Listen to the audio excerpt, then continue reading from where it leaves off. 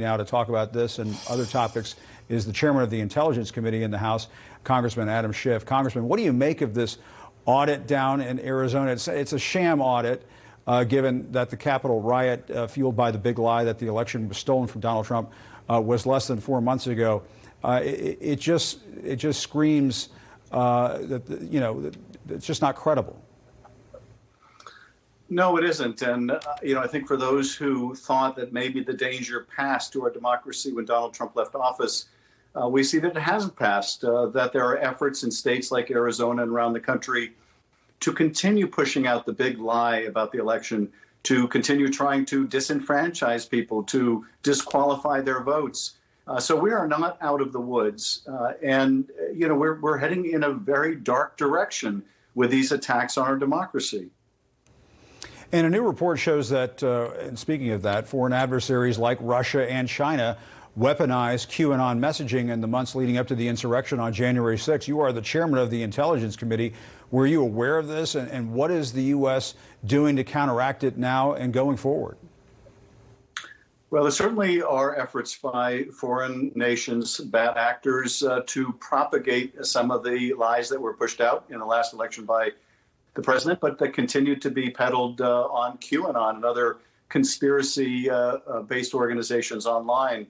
In particular, Russia loves to try to tear at the fabric of our society, try to pit Americans against other Americans. And to the degree they can help discredit our democracy by amplifying these fictions about the last election, then they're meeting a lot of their objectives. So it I think, calls on us to be vigilant about the information that we get, to be skeptical about what we see online, but also to send a clear message to Russia, China, Iran, or anyone else that is trying to interfere in our domestic politics, that they do so at their peril. And I want to ask you about the coronavirus pandemic. The U.S. is still battling the pandemic, and there are indications that the supply of COVID-19 vaccines may soon outstrip demand. The daily average of average doses administered has fallen to beneath 3 million.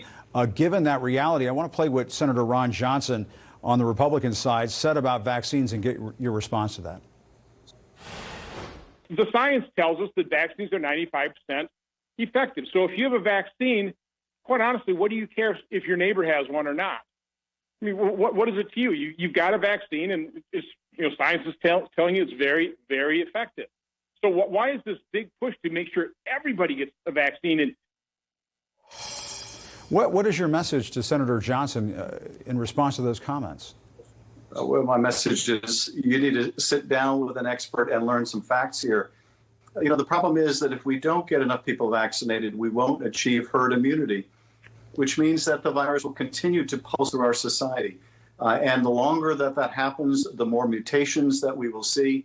And the more that the virus is around to mutate, the greater the odds that it will break through these vaccines, that we will continue year after year to be fighting these surges of COVID. So it's very important not just that you get vaccinated, but that your friends and family, that our whole community and country get vaccinated if we truly want to put this in the rearview mirror.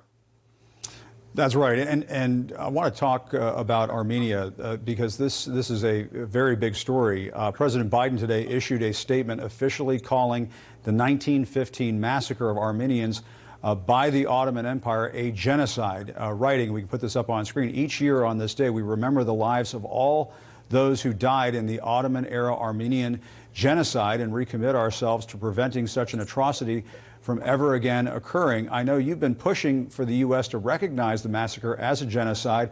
I remember covering President Obama's administration. There was great disappointment that he did not go as far as President Biden is going today.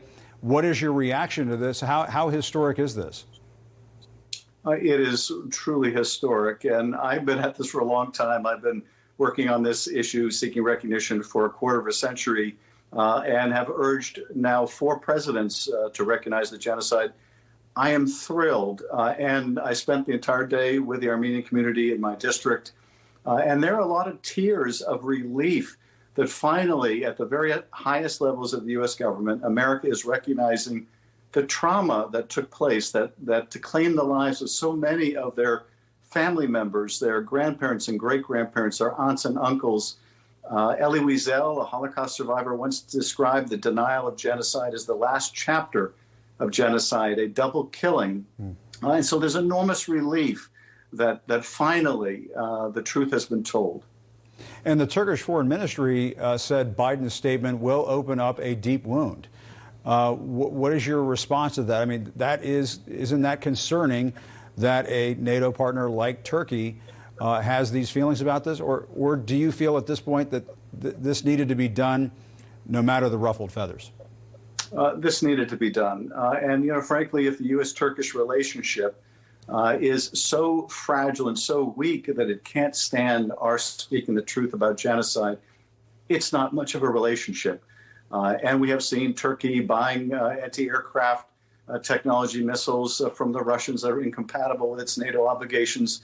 We see Erdogan drifting in a more and more autocratic direction. So there are problems in the relationship already, but none that should prevent us from speaking truth to power.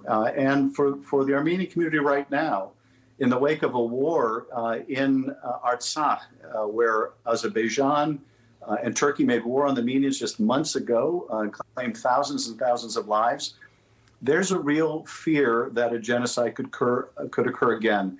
So there's a very contemporary importance here. A very big importance. All right, Congressman Adam Schiff, thanks so much for coming on and talking about this issue, and give our best to the Armenian community in your district. We appreciate it.